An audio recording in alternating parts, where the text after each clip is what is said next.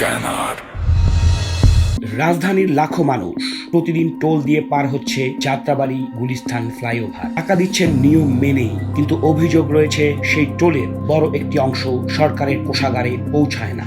বিভিন্ন গণমাধ্যম সূত্রে জানা যায় 2392 দিন ধরে সিটি কর্পোরেশন একটি টাকাও পায়নি। আরো বিস্ময়ের বিষয়, বকেয়া পরিশোধ না করে উল্টো চুক্তির মেয়াদ বাড়ানোর আবেদন করেছে পরিচালনাকারী প্রতিষ্ঠান ওরিয়ন। কোথায় যাচ্ছে এই টাকা, কারা দায়ী, আর কেনই বা অন্ধকারে রাখা হয়েছে জনগণকে? দেখুন গণকণ্ঠ ক্রাইম স্ক্যানারের অনুসন্ধানী প্রতিবেদন। প্রতিদিন ভোর থেকে গভীর রাত হাজার হাজার গাড়ি ছুটে চলছে মেয়র হানিফ ফ্লাইওভারে। প্রতিটি বুথে টোল আদায়, নগদ, বিকাশ, ডিজিটাল ব্যাংকিং, সবভাবেই টাকা যাচ্ছে অপারেটরের হাতে। অর্থাৎ টোল আদায়ে কোনো ঘাটতি নেই। তবুও প্রশ্ন, সরকারের প্রাপ্য রাজস্ব গেল কোথায়? ডিএসসিসির নথি ও একাধিক গণমাধ্যমের অনুসন্ধান বলছে ফ্লাইওভার চালুর পর থেকে আয় ব্যয়ের হিসাবে দেখা যাচ্ছে বড় ধরনের গরমিল। প্রাপ্ত তথ্য মতে মোট 4157 দিনের মধ্যে 2392 দিন কোনো ইকুইটি শেয়ার দেয়নি ওরিয়ন।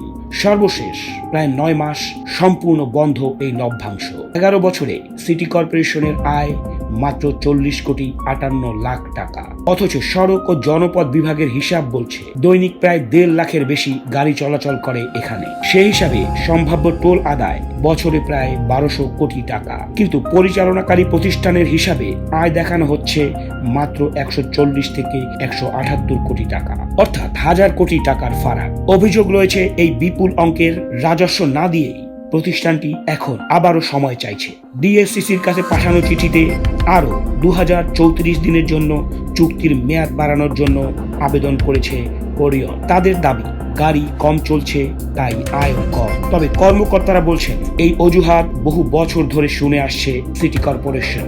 সিটি কর্পোরেশনের তদন্ত কমিটির প্রতিবেদনে উঠে এসেছে একাধিক অনিয়ম। টোল স্লিপে স্বচ্ছতা নেই, ডিজিটাল পেমেন্টের পূর্ণ হিসেব নেই, লাইভ ডাটা কর্পোরেশনের নিয়ন্ত্রণে নয়, বকেয়া অর্থের সুদ পরিশোধ করা হয়নি এবং টোল হার পরিবর্তনে অসঙ্গতি। অর্থাৎ মনিটরিং যার হাতে, হিসেবও তার হাতেই। বিশেষজ্ঞরা বলছেন এভাবে চলতে থাকলে ক্ষতিগ্রস্ত হচ্ছে সরাসরি নগরবাসী। কারণ এই অর্থ দিয়েই হওয়ার কথা ছিল রাস্তা, ড্রেনেজ, নাগরিক সেবা এবং উন্নয়ন। টোল দিচ্ছে মানুষ, কিন্তু সেই টাকা যদি উন্নয়নে না ফেলে তাহলে এই বোঝা কারা বলছে? সাধারণ নাগরিকই। 1 দশকের বেশি সময় ধরে টোল আদায় হয়েছে, কিন্তু সরকারের প্রাপ্য আসেনি পুরোটা। এই অর্থ কোথায়? এর স্বচ্ছ অডিট ও জবাবদিহিতা এখন সময়ের দাবি। যাত্রাবাড়ি গুলিস্তান ফ্লাইওভারের টোল নিয়ে এই প্রশ্নের উত্তর না পাওয়া পর্যন্ত এই অনুসন্ধান চলবে। আপনারা দেখছেন গণকণ্ঠ ক্রাইম স্ক্যানার। সত্যের সন্ধানে আমরা থাকব সব সময়। Crime scanner.